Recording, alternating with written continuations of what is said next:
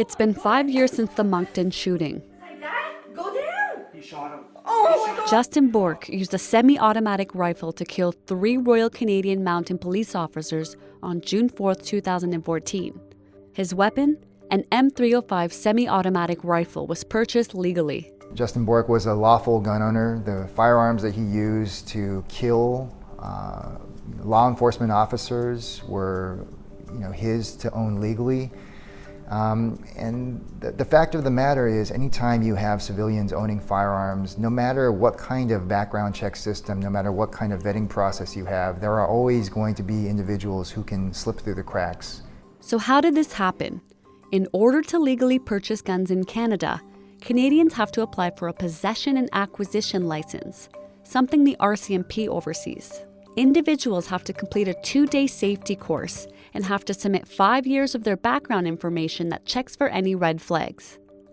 This can range from crimes committed, mental health issues, drug addictions, or any instances of domestic violence, to name a few. Individuals like Justin Bourque fall through the cracks because, at least in the context of Canada, sometimes they haven't committed an offense or had a mental health issue flare up in the past 5 years of their lives. But on a federal level, that may be changing. Bill C-71 has passed the final vote in the Senate.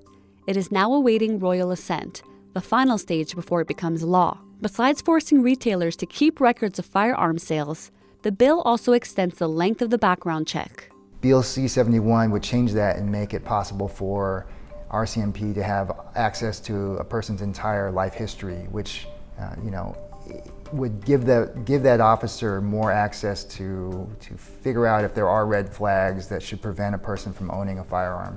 The bill, however, has faced scrutiny from gun rights advocates who say the legislation would do little to reduce gun-related crime and argue many of the guns used in crimes are illegally smuggled in from the U.S. However, Lee believes a more rigorous background check can only be a good thing.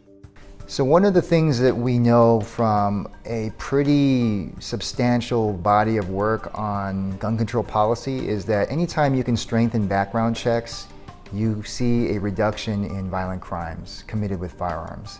For more on the story, visit globalnews.ca.